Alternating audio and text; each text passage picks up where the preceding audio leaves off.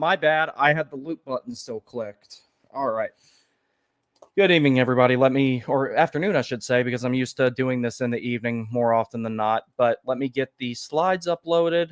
I just finished those up. They're going to look a little bit different, not still in the Whalers colors, but like I redid some stuff to streamline it a little bit more. I'm making adjustments to them to try and make the show a little bit more streamlined and everything like that. Pull for a trade to happen. Pull for Freddie. What is Freddie in net? Money Puck. I mean, they said Bussy was the likely starter, which is what I was expecting with a divisional game. Lackey, you're pushing it, bud. Matt, what's up, buddy? Canes before dark. It is nice, isn't it? Lackey, you're about to get deported. I swear I will go to the water tower. I will pull you and the other two Animaniacs out of it. I don't know which one you are. I don't know if you're Dot, Yakko, or Wacko, but I'll deport all three of you. Freddie was in the starters crease at practice. Okay, I didn't see that. Bobby Marshall, what's up? Let's go, Canes. I agree. All right, well, I'm going to have to redo part of the slides if that's the case, so we'll take a break at one point in the show and redo that and everything. That won't be a problem. I was expecting Bussy versus Thompson. I'm just going to go ahead and say I kind of don't agree with that decision. But then again, it's like we'll talk about it more when we get to the point of talking about, how this will ultimately impact the game tomorrow and everything. The whole thing about it is it's like you've got a back-to-back. You've got one game that you finish up and 22 hours later is another puck drop after this puck drop. So I kind of understand it. You're looking more for the guaranteed 2 versus the risky 4 points. But I would have rather have had Bussy be in net today just because it's a divisional game, even though Washington's not currently in the playoff picture. I would still rather have those points against Washington than LA. John Smith says apparently Washington's goalie is playing his second career game. So this is something completely different here. All right, I guess we just have to throw out what I had anticipated for the goaltending matchup here, but we got plenty of other stuff to talk about, so it all works out. So link in the description if you want to get you a hat. I need to put the link up for the Prospects Showcase channel, but that's if you go over on X, you'll see the link to the X page where we took the old Caniac Sessions assets and decided to utilize for that. And then we also have the old Caniac Sessions YouTube channel that is now rebranded as Warning Take Prospect Forecast. So make sure that you go over there and subscribe. Content will start being uploaded sometime in the next couple of weeks. Matthew and I have kind of laid out what the first video is going to be about. We have a schedule for 3 to 4 more after that. So stuff will start going over there. Get the Jankowski Played Well sticker while you can before I get pissed off and discontinue it. But you have the hats here and you have these 2 stickers. There will be more. My buddy JJ, Devil's Joint, you guys know I'm really tight with him. He's helping me come up with some more merchandise and everything like that. He's really good at that type of stuff. So his input has been incredibly helpful in that. All right. So you guys let me know what you think of this new layout here and everything like that in regard to how I'm doing the slides and everything like that. I took some things off of here. There will be an additional slide that has advanced metrics and possession stuff and all that type of stuff on it. But to give an overall big view of the game here and everything like that, I wanted to make something a little bit more streamlined, a little bit more condensed on one so that the show could get out faster. And that's that's less time that it takes for me to edit it and put it together. So more often I can do the show. And then I can also respond to comments more often. I see there's a lot of y'all in here already. Thank you very much for joining me. All right, but now we are going to get to it here. Some of this stuff did not get updated. I kind of ran out of time. We will primarily talk about, so the Hurricanes away record is not 18-8-2, and their last 10 games should now be 8-1 and 1. However, what we do want to look at here is how Washington's doing. They're 26-22-7. They are currently in 5th in the division. They are 5th back, 8 points back of wild card 2 to the Boston Bruins. In the last 10 games, they're 3-6-1, so they're struggling a little bit. Goal differential, Carolina is +31. The Capitals are +8. Hurricanes have 185 for, 154 against for their +31. For the +8, the Capitals have 175 and 167 against, 175 for, of course. Goals for per game, 3.42 to 3.16. Goals against per game, 2.85 to 2.95. Washington's biggest reason for their goals per game being a little bit closer, or goals against per game being a little bit closer to Carolina, is their goaltending. The Hurricanes are right at about where they need to be with goals for per game. With all the adversity they faced, I'm actually very happy where they're at with the amount that they are scoring on average during a game. That's really good stuff there. 5-on-5 goals percentage, I decided to put this in there to give kind of an overall snapshot of the three major situations in hockey, which is 5-on-5 power play and penalty kill. Hurricanes have a fixed 56.08 5-on-5 goals percentage, whereas Washington has 51.54. So both these teams are above 50% in that regard. So that's a thing to take into consideration. Power play, 21.8 for Carolina, 16.7 for Washington, which, you know, as we've seen over the years with the Caps, that's a little bit uncharacteristic that the power play is lower, but their best players that used to drive that power play have kind of slowed down. They've gotten older. One of them does not eat very healthily. You probably know who I'm talking about, but when you're the all-time leading scorer in the NHL, you know, go ahead, go off, have your Subway, have your Cheetos. You've earned it at that point. Penalty kill, 80.5 for Carolina to 78.2 for Washington. I'm expecting Carolina's penalty kill to start a little bit more of an uptick here soon. So all that is good to go there. And this is the final time in history that the Carolina Hurricanes and the Washington Capitals will play a 3-game regular season series. It is currently tied 1-1. Washington won 4-1 on the 11th of November in Raleigh in what at the time was Carolina's worst performance of the season. And Washington exploited how badly Carolina played. Washington is not a better team than the Hurricanes. So a lot of times when Carolina loses a game to the Caps in this day and age that badly, it's because they didn't play well. In that case, they were abysmal. You don't want an ounce of that performance. And in the next game on the 11th of December in D.C., the Hurricanes won 3-2 in a shootout. So as it stands right now, Washington has the edge in the season series. Could become a factor later. Unlikely that you would need that tie-breaking criteria against them, but just for the sake of winning the last 3-game series in history, regular season series in history against the Washington Capitals, I would like to just go ahead and, you know, have Carolina win this game tonight in regulation, and that will be that, depending on the goal differential, of course. All right, so Capitals news here. Connor McMichael noted, I'm not going to say that. It's not nice, but I don't like him. Who did not play late in the Capital shootout win in Detroit on Thursday, is listed as being on the injured reserve media site this morning, according to Tom Galletti. Defenseman Matt Roy, lower body, is also listed on IR. Roy hasn't played since last Saturday in Edmonton. So that's a big loss for their blue line, Matt Roy is, as far as someone who can actually give them some, you know, shutdown abilities and everything like that. That was one of their really good pickups in that offseason that they had last season. The lines for the Capitals that we last saw in Detroit were Ovechkin, Strome, Beauvillier, Protas, Sourdiff, Wilton, McMichael, Dowd, Leonard, Duhaime, Beauvillier, Frank, Faravari, Carlson, Chikrin, TVR, and Sandin and Chisholm. So biggest thing with that top line, Dylan Strome is actually one of my favorite non-Hurricanes. Absolute favorite non-Hurricanes. Matt, you're right about that. I forgot about that rule. I'm sorry. I've never been a big fan of the 3-game series. So, but we don't have to worry about that next year. So, Ovechkin, Strome, Beauvillier. Biggest thing you got to look out for this line at that point is Strome is one of those guys that he's a very dynamic 200-foot player. He's kind of like Aho. He's not as good as Aho, but he has a lot of the same stuff in his toolkit. A little bit of a good killer instinct there offensively. What he's really good at is finding open ice for Ovechkin, which is a lot harder to do than it used to be. And he's never going to be as good at it as Backstrom was.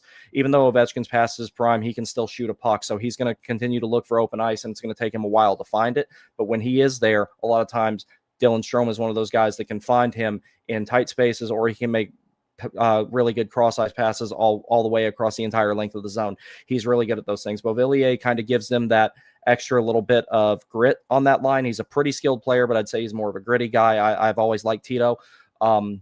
He's going to cause you some problems on that top line as far as being that irritating right winger that they use to create time and space through speed and everything like that.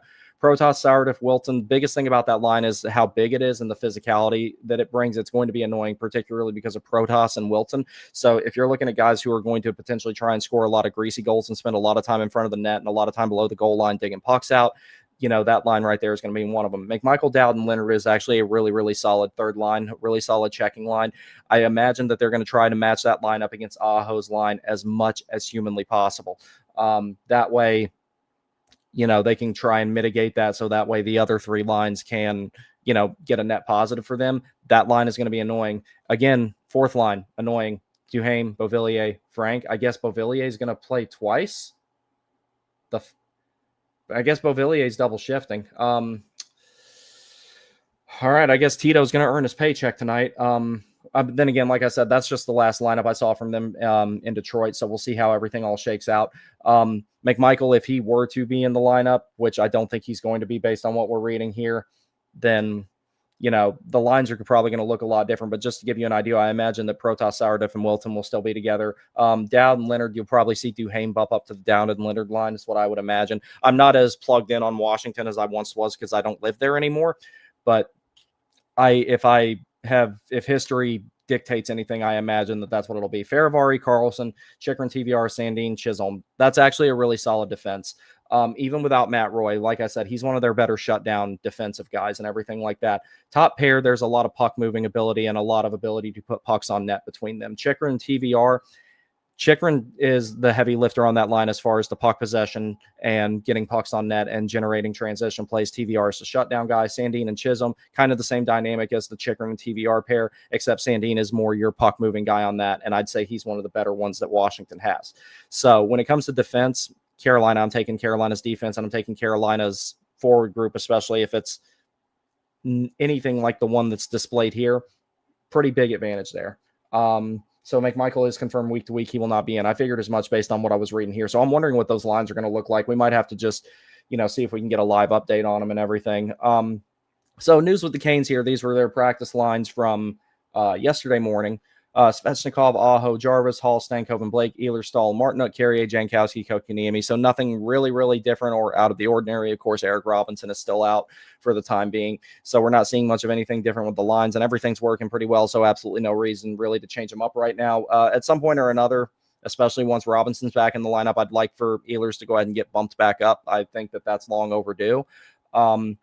Slavin, Chatfield, Miller, Walker, Gostisbehere, Nikishin, and Riley as the healthy extra. I think I'm waiting to see what happens with the goalies here because now I'm wondering if I should have bothered putting the goalie slides together. But Frederick Anderson, I think is going to be in net. I don't know. It's hard to tell with these midday games at times because a lot of times you have morning skate and everything like that. But from what Lackey here told me, who does something useful once in a while, Anderson appears to be in the starter's crease, and the Caps, I don't know who their backup goalie is that they're going to have play tonight. I'm guessing it's not Thompson or Lindgren, so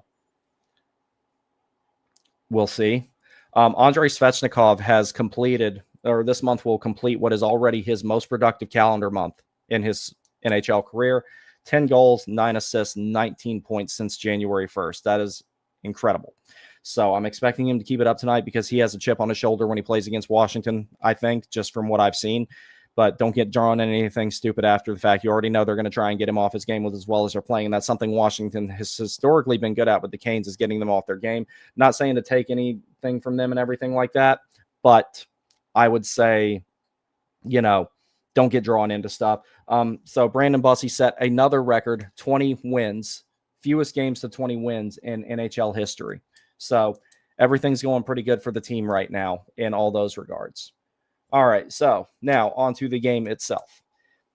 Carolina has a little bit of a speed advantage here against Washington. That will change a whole lot because their average speed is being drugged down primarily by Ovechkin at this point, who used to be a very, very fast skater, but, age catches up to everybody.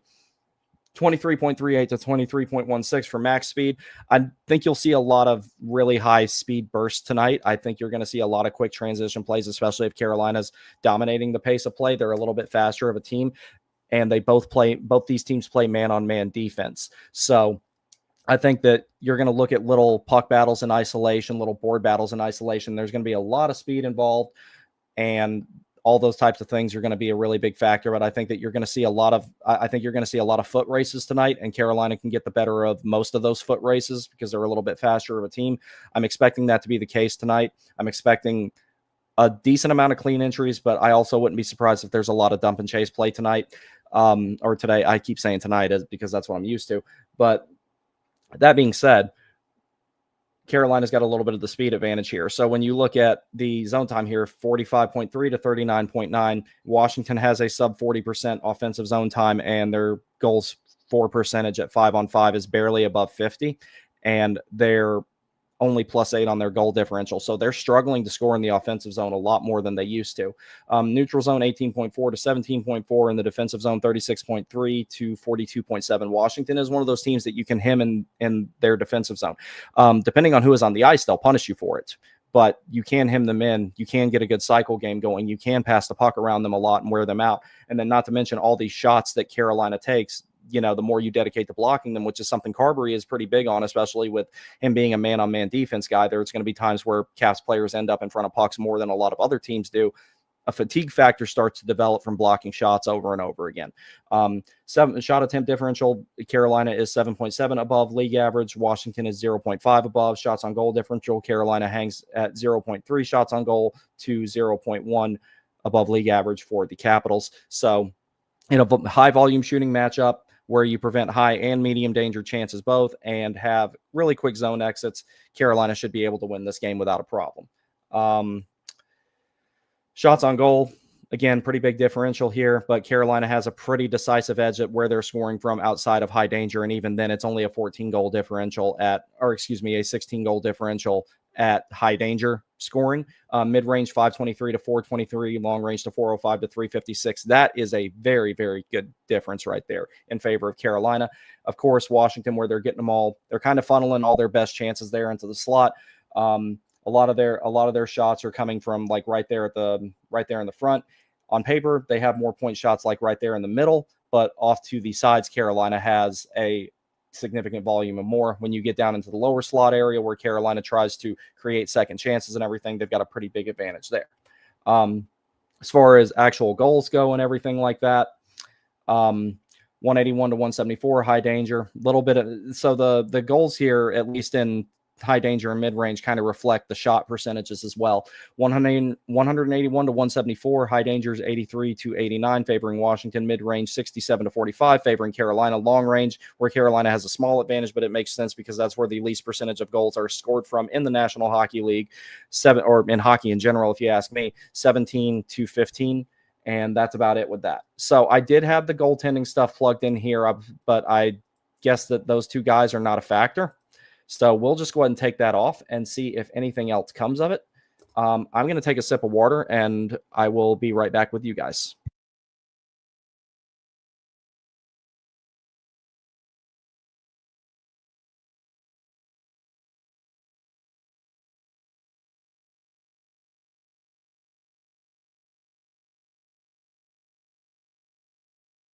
All righty.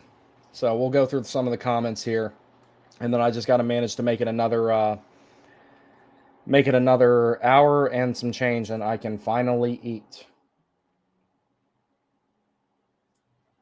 Freddie was in the starters creates at practice. All right, let's go, Canes. Evan Smith, what's up, dude? I almost went to this game, but I went to the last Carolina game in Washington instead. If I still lived there, I would definitely be there right now. That's for sure. Oh shit, it's snowing outside.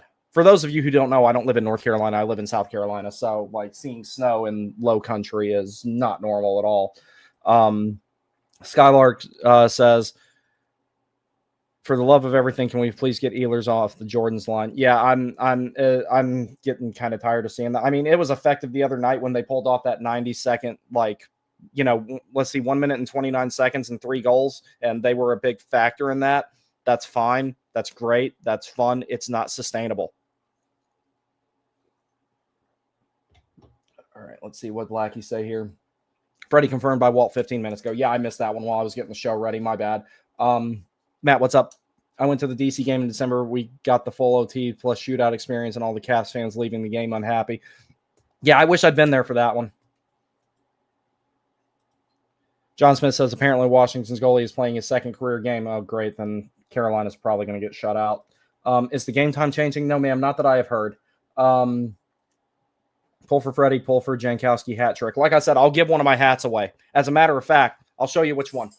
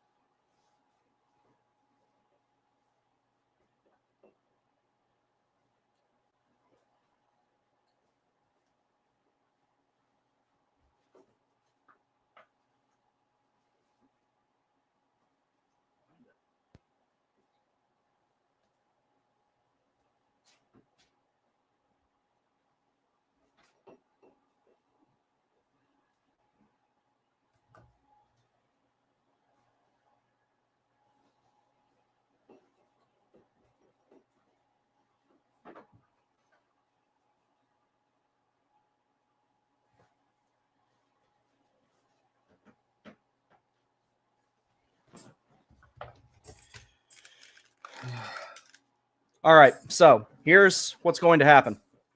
In the event that, I can't believe I'm saying these words in the same sentence. In the event that Mark Jankowski scores a natural hat trick tonight, the Hurricanes don't even have to win. I will do a giveaway of this hat right here because I don't wear it much anyway. It just doesn't agree with the shape of my head at all. I will do a giveaway of this hat if Mark Jankowski scores a natural hat trick tonight. So there is a 110% chance I will still be the owner of this hat later today. Mark Jankowski, natural hat trick. And stop getting so pissed off in the chat. Me? No, that's not going to stop anytime soon. Nice. Carrier's brings it every game. Hope he stays healthy. I've been very impressed with Carrier this season. Absolutely. After beating the Wings for us 4-0 after 2. Good. If it goes head to head, this game won't count. That's right. Okay. Yeah, the rule set. Yeah, I straight up forgot about that. I've never liked the 3-game series. Shootout win tied the Canes with the Caps for top spot in conference. Crazy how far they've fallen since. Caps playing without a goalie tonight. I mean, that would be cool. Then volume shooting would really work. If Detroit gets shut out, Burns would have the game-winning goal. LMAO. That would be funny. McMichael is confirmed week to week. Yep. Bussy. Carrier has been bringing it every game. Hope he stays healthy. Yeah, I'm like I said, very impressed with him. Rod confirms Freddie. Okay, so I do have some thoughts on this right here. I understand the rationale behind it. I really do. You can either go for the risky way of getting 4 points or the little bit safer way of getting 2. And I guess if you use Freddie tonight, then you have home ice advantage and Bussy. You have home ice advantage, last change, and Bussy for tomorrow against LA. So I guess I understand that decision. I don't agree with it. I personally would have put Bussy in tonight because winning a divisional game on the road against a team that I hate. I mean, that part of it would be, personal for me because I don't like them. But, I would have made a different decision personally, but this is one of those times where why Rod made the decision he made is totally fine, in my opinion. Like it makes sense. It's one of those things where it's kind of like, it's almost a coin toss. It might work out, it might not, but it's not one of those things where it's a blatantly bad decision if it doesn't work out. So, no, I totally understand the rationale behind that.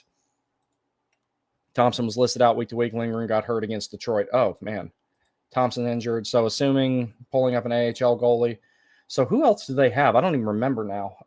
Thompson was considered day-to-day per Tom Glutty when asking if he'd be available for the Olympics. Huh.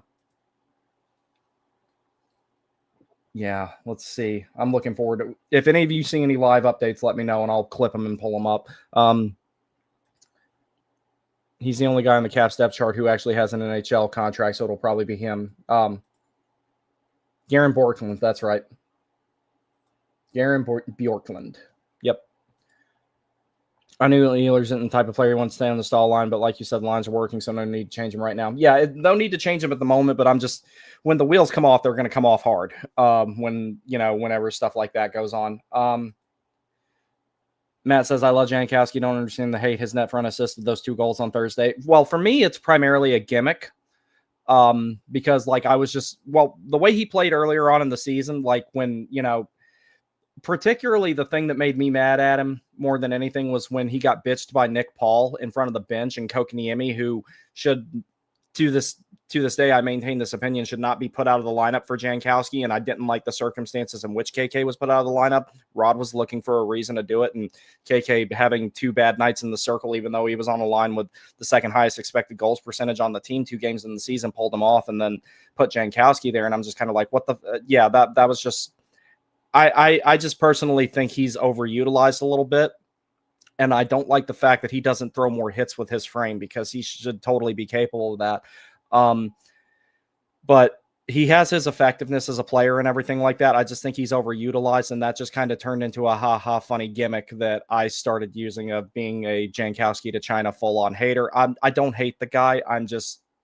I'm conditioning myself for him to be extended because I think Rod sees Jankowski as a stall replacement, which I know I've elaborated on that before. One, I don't think that you can replace a player like Jordan Stahl because they don't develop centers like him anymore. And number two, if you do have to replace Jordan Stahl, you have a better option in-house that just doesn't get along with the coach.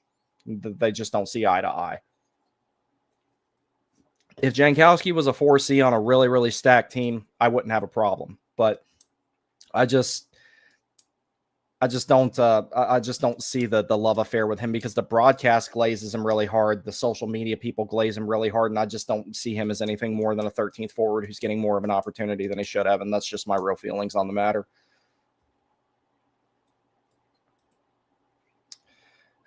Mark Jankretsky, Jesus Christ. Pray for TWT if when Jank gets a hattie. Yeah, I'll be down a hat. We can be impressed by Carrier, but not that other guy who's been playing fourth line as prescribed. Yeah, I thought he's been playing well outside of his natural position and absolutely nothing said. Makes sense since Bussy has had the last 2 starts anyway, and Freddie has been better. Walt said Freddie has secured at least 1 point in the standings in his last 4 starts.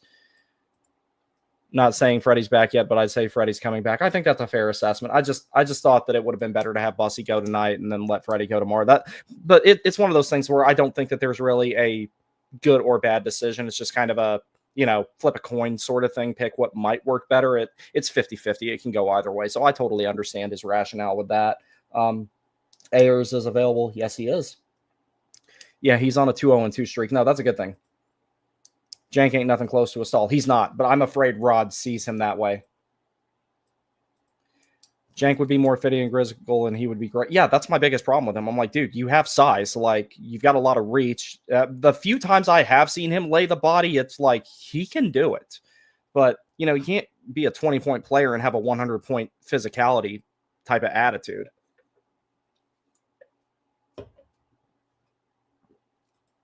We need to make the day Jankowski leaves his team a national holiday. I will. I promise I will. I'll do a little ceremony every year. I'll have the little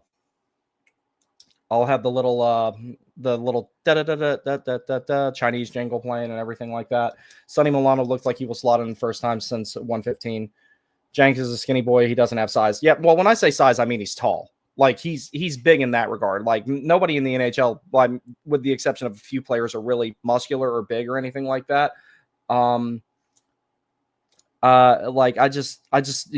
seen him, Jankowski, throw hits once in a while. And when he does it, he's pretty effective because he's a decent skater. Like, he could be more physical than what he is. Dylan says, I think Freddie goes because no Logan Thompson and no Charlie Lindgren. You know what? That's a really good point.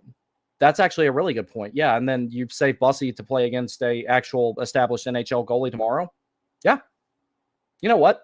This decision makes even more sense to me now. Thank you, Dylan. I appreciate it. I didn't even think about that. That's a good idea.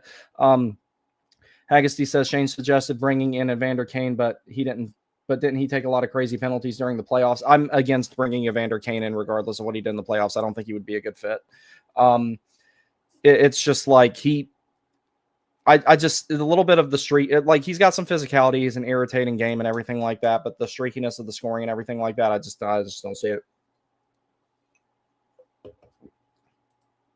Cass playing third string goalie. We're getting shut out. Yeah. This game's a wash. And TJ Luxmore is one of the officials. So we're done. Pull chalks. Go home. We're screwed. Jank is no better than SBA. My biggest problem is he don't hit it all. Dude, I mean, Skylar Brindamore for a legitimate fourth line center in the NHL is not that far-fetched of a concept. There are better options ahead of him, but Skylar's to fill that role, if he could or if he had to, he's kind of made to be that type of player. I think he could do that. Dylan says, I want Olivier to be our grit and size we bring in. I would totally, for the right price, I would totally love to bring someone like Matthew Olivier in. I think that there's a little bit better options out there as far as who was it I was talking about the other day? I'd rather get Bobby McMahon personally. He'd have to make some adjustments to his defensive game on the fly. But with Bobby McMahon, there's no lack of effort there. He's very fast. He's got a ton of speed for his size. Half of defense is effort. Bobby McMahon has the effort side of things. He would just have to learn the fundamentals of it to play in Brendamore's system. I think that's why I think that, he would probably be a good pickup. I'm still totally 110% against getting Panarin. I don't want him. I literally, you guys are making, not you guys in particular, but when people talk about getting Panarin, it makes getting EP40 sound even better. I just really don't. Cavery says, I watch SBA in the AHL, and I think he could be a serviceable 4C. I got to check his face-off rates. Yeah, absolutely. No, he's definitely that type of player. He really is. Like I said, there's other options ahead of him in this depth chart. Like, for example, Robita's better than Skylar Brindamore is. But I'm just saying, if Justin Robita didn't exist, Skylar Brindamore is not a bad option for that.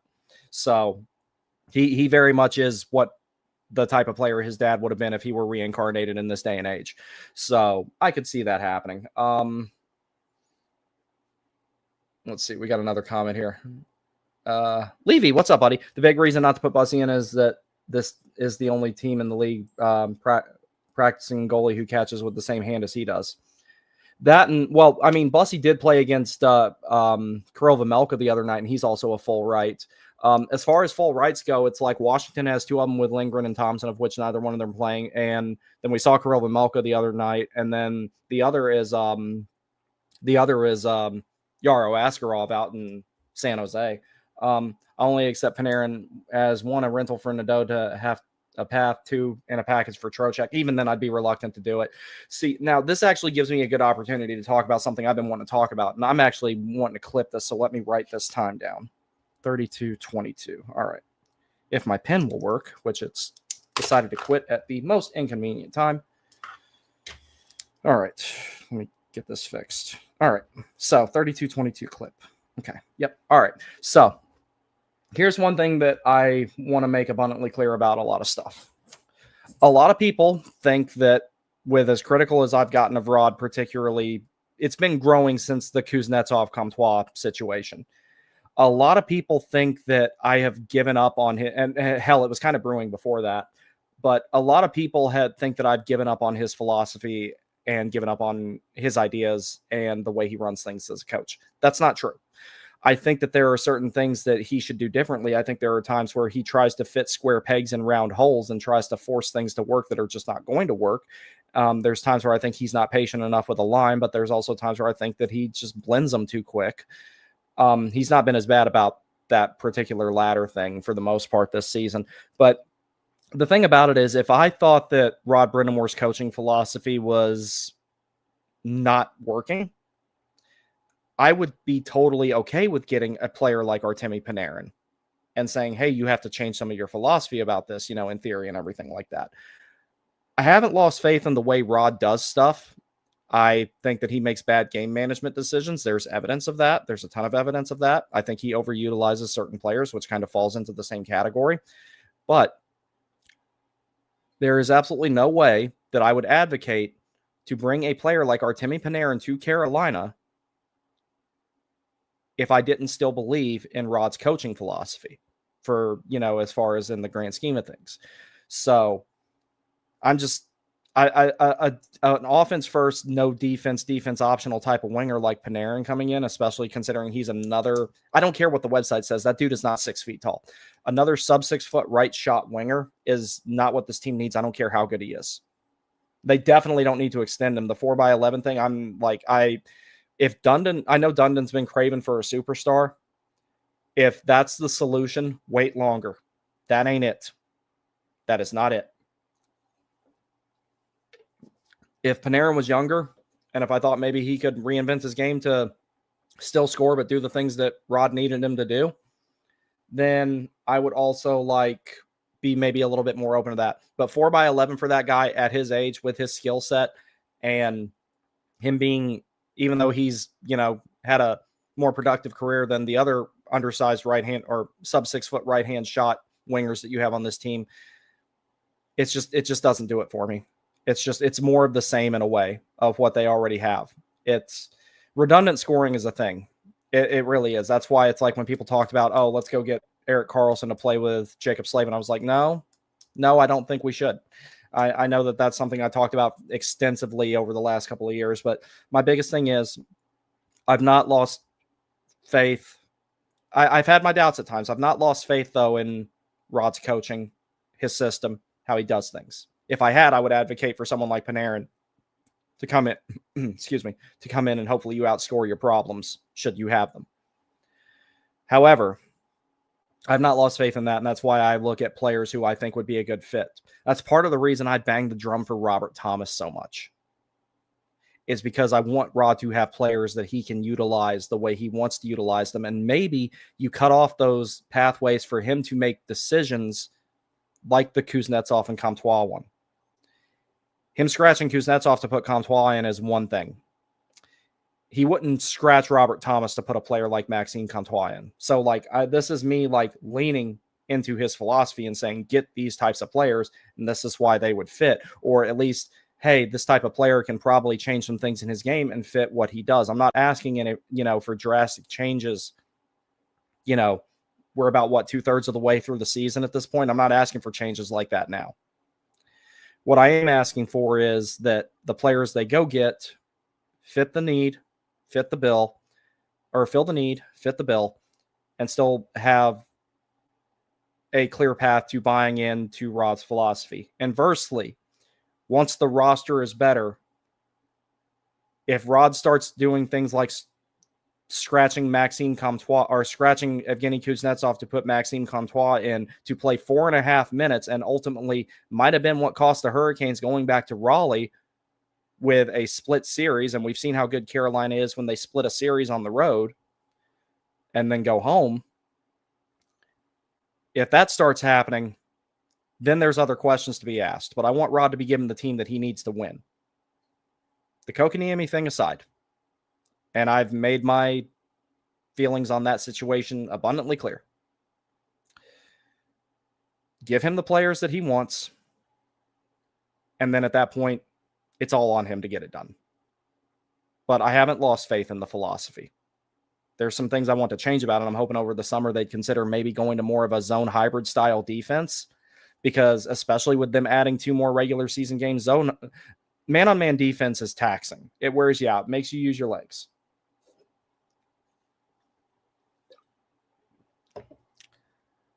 But zone hybrid gives you a lot of the man-on-man structure that you like having in the neutral zone and prevents a lot of those zone entries in the first place. And then the more of the zone style defense, that's why they call it a hybrid and everything like that. Tampa used it a lot. I think they still do. I think that would give you very similar results. Maybe the goals against percentage goes up a little bit, but the fatigue factor would not be so big come the playoffs, in my opinion. Now, the only way to know that for sure is to actually be able to compare them side by side. So we will see. Panarin asking for $50 million is insane. Yeah, Carolina should not even consider paying that.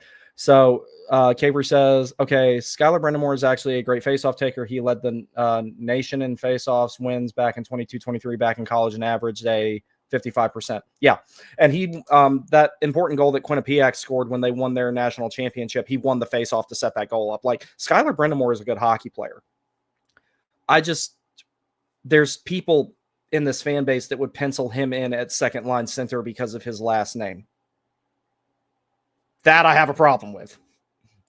Let's be realistic about stuff. But Bobby says, still hoping for Thomas. Me too. Me too. As long as it doesn't cost Nikishin, at that point, it's not worth it. I wouldn't be mad with him being a 4C. On a stacked team, I wouldn't have a problem with it at all. No. Depending on who else is ahead. Like, if Robidas was part of a trade package to bring in something else that was needed and that, opened the path for Skylar Brindamore to come up, I hope I didn't just get a paper cut. Okay, thank God I didn't. Then I'm totally all right with that. Agassi says, I never got the vibe you've given up on Rod. People act like any opinion that differed from Rod is forbidden. Yeah, that's been my big problem. It's like, it is a painful thought for me for the Hurricanes to not win a cup with Rod as a coach. Like, it's a very painful thought for me. But it's becoming a little bit more of a realistic vision that Carolina does not win a cup before he's done coaching, just because it feels like the team's on a bit of a feedback loop since 22-23. Now, the reason I don't look back at the 18-19 ECF sweep, the team exceeded expectations wildly. They were not supposed to drag Washington to 7 and beat them. They weren't supposed to go to the next round and sweep the Islanders. Like, that wasn't supposed to happen. But they did. And a lot of that was because of, his coaching and everything like that. Like, you could argue that him and Justin Williams were the biggest factors in making sure that team had the ability to do those things. Last season, they exceeded expectations as well. The season before that, though, I feel like that he kind of fumbled that team. I really do. It's just, a lot of people think that I have some sort of like dislike of him just because I make memes and jokes and get pissed off about shit. But like, I've never given up on the idea of him winning, and I don't think I ever actually will. I don't think you'll ever see me saying anything about getting a different coach. Now, in the event that he moves on, you'll see me talking about who could potentially take that spot. That's one thing. I mean, before his contract was done in 23-24, me and Sam Driscoll were sitting on here talking, and I said, maybe someone like Woodcroft, I would be interested to see what he does with a more balanced lineup than as opposed to relying on two extremely good players in Edmonton. I want to see what he could do with a team with depth. In theory, people took that as me saying that I wanted Rod replaced, and I never said that. So another thing that can be true about it is Rod didn't enter the coaching carousel yet because of who he is. That's just the fact of the matter. If it were anybody else, the majority of the fan base, if not nearly the entirety of it, would have been calling for his head. But he's getting longer to get it done because of who he is, and that's fine. I'm totally cool with that. I just want people to acknowledge the truth of the matter is that the reason why he's gotten this many chances is because of who he is. At the same time, if you ask me, with what he did as a player and what he has done as a coach, getting them out of the dark ages, he deserves that runway. I just wish people would stop acting like he's already won as a coach, because he's not. He's not won the cup as a coach yet. The only place that you've seen that is NHL 26 or 25, 24. They're all the same game anyway. That's why I stopped playing them years ago. But that's my whole thing. If you start seeing me advocate to bring someone like Artemi Panarin in and not giving much rationale to it, which you won't, that would show you that I've kind of gotten away from Rod's overall philosophy on things. So I just wanted to put that out there. And let's see, time that ended was 43:10. I'm going to clip that and put it on separately. Either way, though, I'm still on the free 82 bandwagon. Evan says, y'all like the stream. Thank you, buddy. I appreciate it. Avs win 5-0. Burns goal holds as the game winner. Yeah, no, that was 22-23. Burns, the way he jumped in the rush and that snipe. Oh, my God. Where was that at last year? Cavery says, the only coaching personnel I would do would be Jeff Daniels. I would like to get a special team assistant coach. I think Gleason should stay. I think he's done a great job with the defense. Jeff Daniels, I'm reluctant to criticize, just to be perfectly honest. And I don't think I'm the only one with this problem. I don't even know what Jeff Daniels does. It's like people are like, this is Jeff Daniels. He coaches the forwards. Okay. Can you elaborate? It's like, I know what a goaltending coach does. Like I've sit there, I see the videos of them like working with goalies and everything like that. Gleason, it's apparent what he does because the defense is so good and everything like that. And, he runs the penalty kill from what I've been told. If Rod runs the power play, what in the hell does Daniels do? Like, I'm sure that there's a explanation for it that you would be a little bit more detailed because you tell a lot of people, oh, Jeff Daniels coaches the forwards, and they're like, okay, that's a good answer for them. But with me, I'm kind of like, no, I want details. It's like woman gossip to me. I want to know exactly what he does. Like I want to actually see it. Like if I ever get the chance to go to practice and watch, I would probably get an idea of it. But it's like, I feel like I can kind of name everything that everybody on the coaching staff does except for Daniels. But I imagine, like, I do see some of the stuff he does, like Ford comes back to the bench, he'll sit there and he'll say something to him, talk to him a little bit and everything like that. Gleason seems to talk to the guys a little bit more as far as like the defense and everything like that. I don't want Jeff Daniels gone. I just would like to have a better understanding of what his specifics are in the role of the team. Like, what does he do? It's kind of like, it's like people are like, ask, they're like, hey, what do you do? I'm like, oh, I'm in the Navy. Well, oh, what's that involve? I'm like, I ride on ships. Uh, okay. Well, no shit. Like, of course you do. What else? Like that's what I want to know. I want to know what is Daniel's role on the boat? Is he an engineer? Is he a boatswain's mate? Does he, work electronic bullshit like I did? Like, I just want to know. That's all. Like, and then I could make a decision like that. But it's like, I don't know. I want to know more about what he does, because he just kind of seems like he's just there. I know that's not true, but from an outside perspective, even someone who views the team as much as I do, I sit there and I look at that and I'm wondering what he does. So,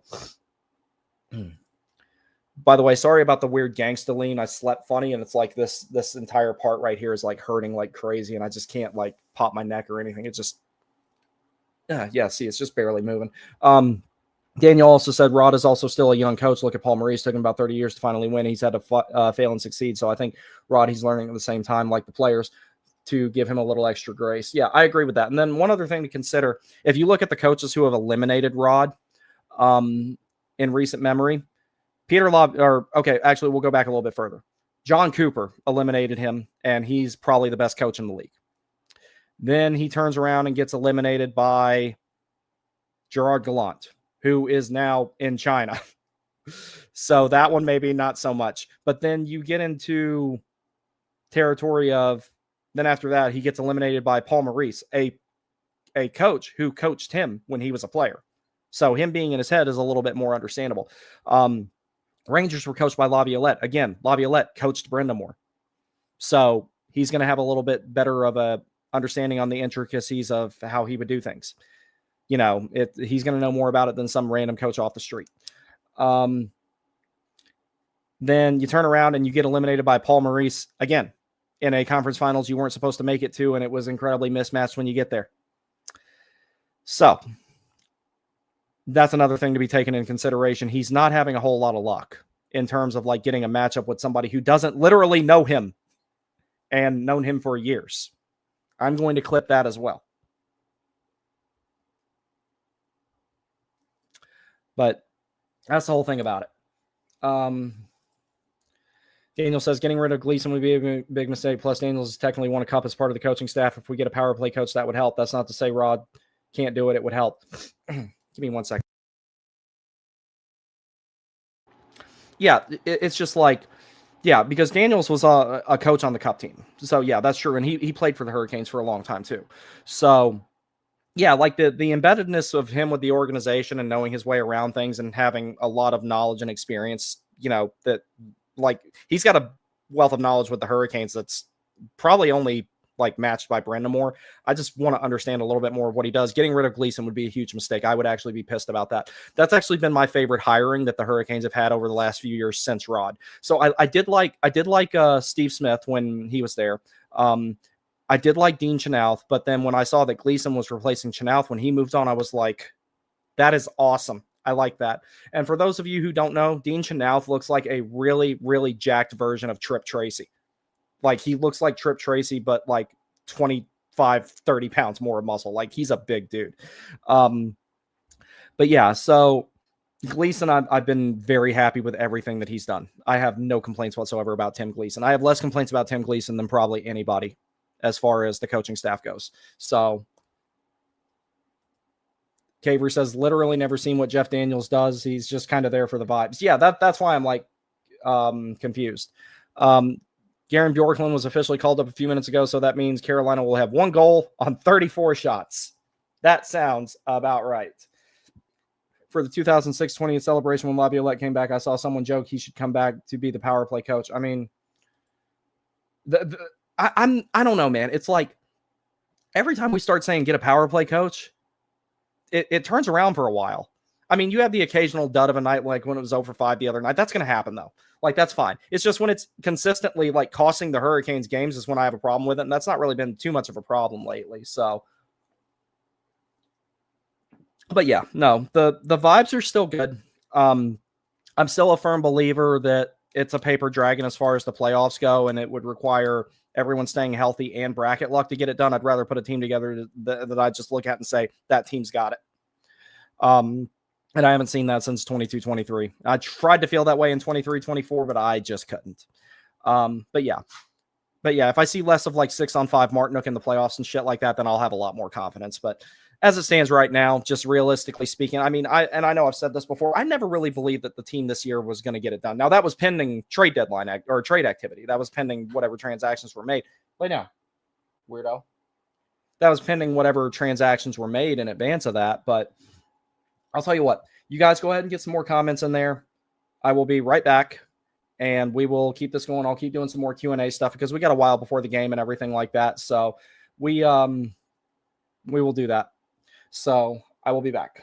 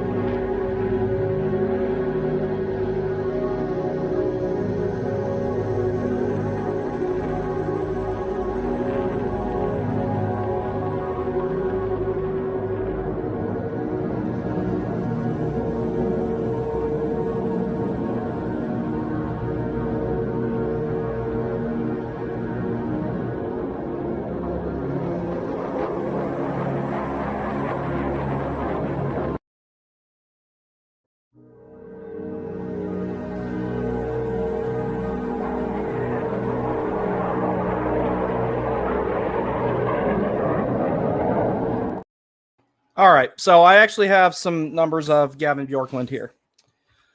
So in 13 games in the American Hockey League, he has 38 goals against in 733 minutes, 303 saves, a goals against average of 3.11, save percentage of 0.889. However, let's look a little bit more at his numbers for, let's see, I believe that these were the bottom row. I clipped it to where, okay, so the top row is what we primarily want to look at. That's the 25-26 season. So he is 3.43 goals against average, 879 save percentage, 4 wins, 5 losses, 2 overtime losses, and 1 shootout loss. Yeah, he's going to kill Carolina. I've seen this movie. I have seen this movie before. We don't have any more time. What?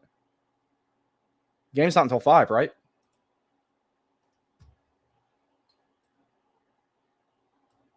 Oh, y'all are talking about that other thing. Okay. Yeah, I'll catch up on that. So actually, this is a good chance to take a decent look at Freddie's overall numbers here. They've definitely improved from where they were at after that rough start, and the team in front of him is playing a little bit better too.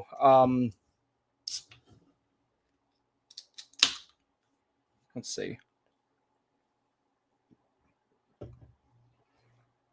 High danger save percentage 782, 3,900 goals against, 19.1 percentage of starts above 900. Yeah, that's still got to get better, but he's been doing better lately. That's all that really matters. Actually, let me see if I can find. It should have his last. Okay, deep dive details. Okay, this is cool. Hold on. I've actually never played around with this stuff as much as I wanted to. Let me grab some more stuff real quick, because I've only got one monitor, so this is kind of how I have to go about it.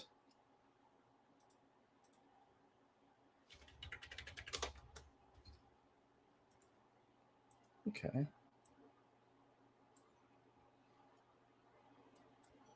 Do his 5-on-5 numbers here.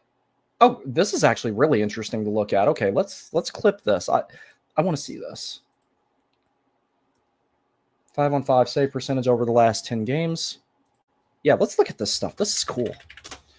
I think, if you're a goalie nerd, I'm really not. But if you're a goalie nerd, NHL Edge is even cooler for you than it is for people like me. Yeah, this is cool stuff. Let's take a look at all this.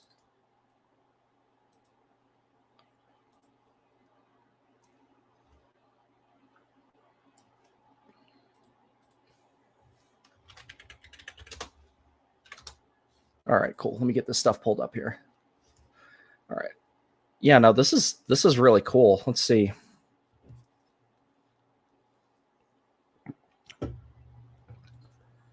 Yeah, he's below 50th on everything right now, but that can change as far as in the percentile that he's in and everything like that. But let's look a little bit more at some of his recent stuff here.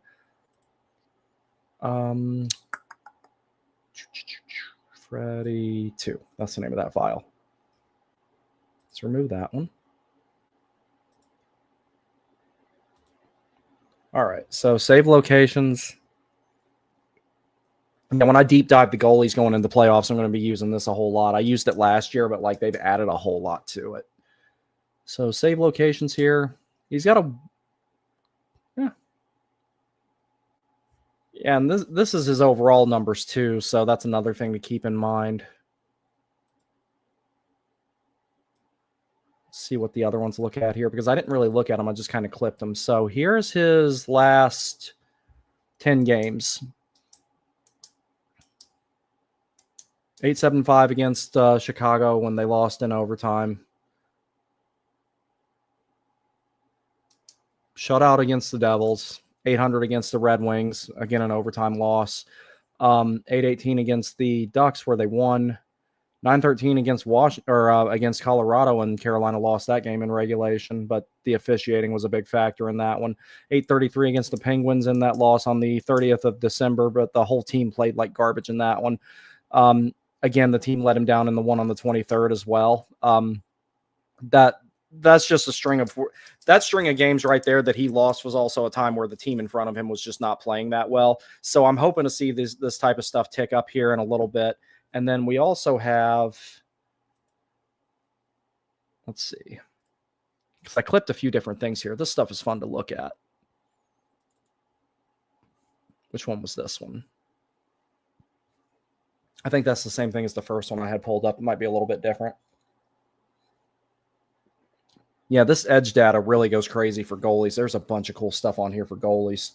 So, yeah, we'll see how he does tonight. If the team in front of him plays better, he's a significantly better player he's a significantly better goalie when given those options. So, all right, we'll remove that one, and remove that one. All right, we'll do some more comments here, and then we'll call it a day.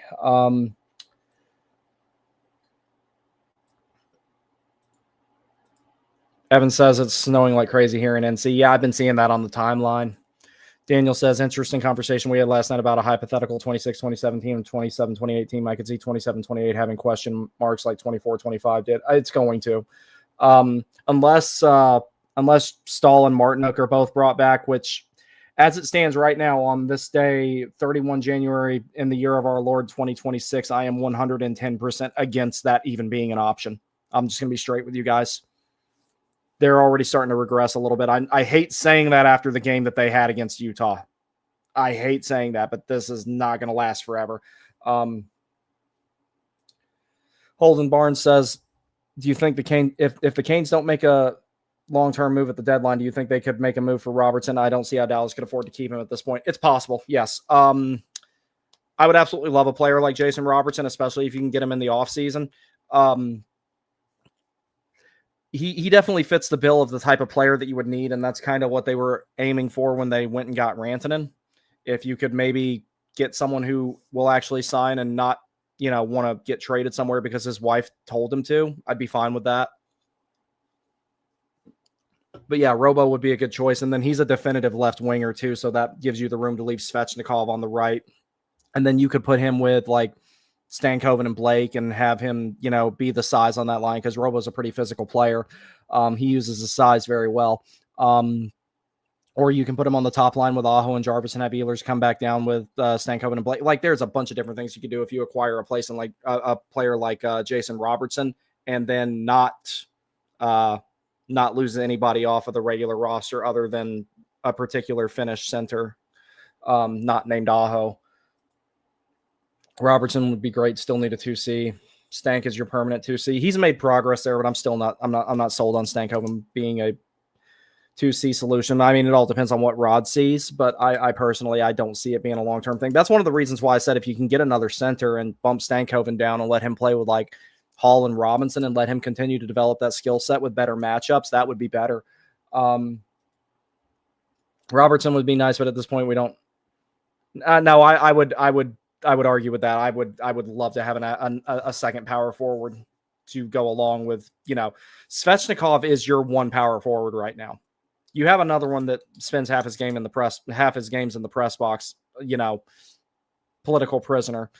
But this team, I could definitely go for anybody like Jason Robertson. I would love to add a player like that. Absolutely. Robertson's always also been one of my favorite non-Hurricanes. And, had he made Team USA, I was thinking about getting his sweater instead of Slavin's just because of the number that he would be wearing. But I think Larkin normally wears 21 in international play anyway. So I'm starting to like the idea of drafting a center this upcoming draft and giving them serious play time to see what happens. That's kind of what I think they were going for with Rapkin. The whole issue with it is that I don't know, because I remember when me and Matthew were doing that god-awful draft party in the last draft, and the guy who I wanted Carolina to get, they traded back that pick and Chicago drafted him next, and that was Mason West. I was 110% sold on Carolina drafting Mason West and taking their time with him. If they had done that, they'd be about maybe 2 or 3 years out from him being ready at the time, because he had a higher ceiling but a longer development timeline based on what we saw.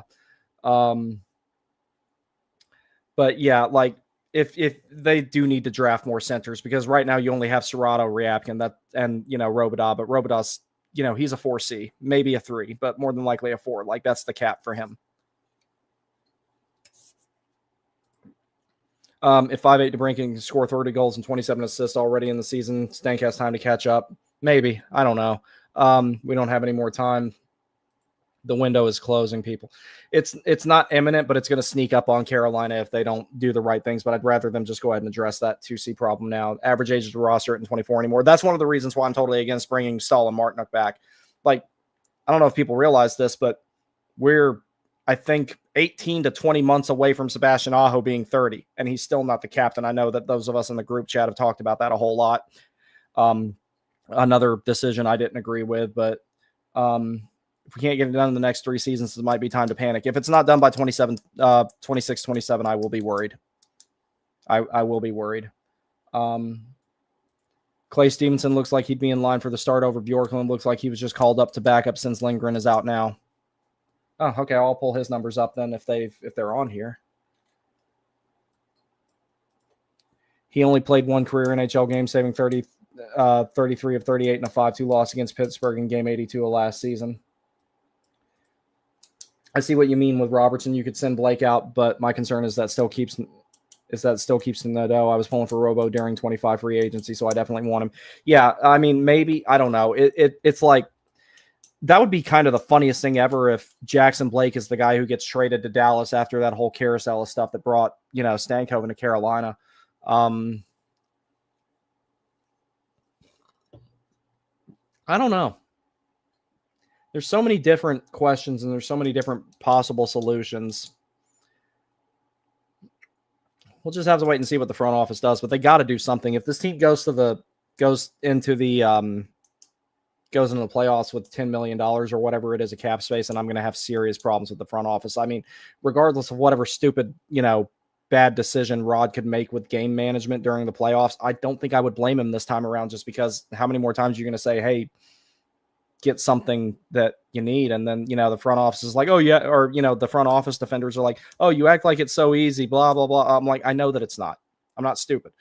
But at some point or another, circumstances be damned, you have to get your job done. It's like any of us who have jobs in real life. If you don't do your job correctly after a certain amount of time, you get the boot. Should be no different with much of anything else. Like, I understand that it's not NHL 26 trade difficulty set to 0. I'm not Mike Bartner. I'm not stupid. So,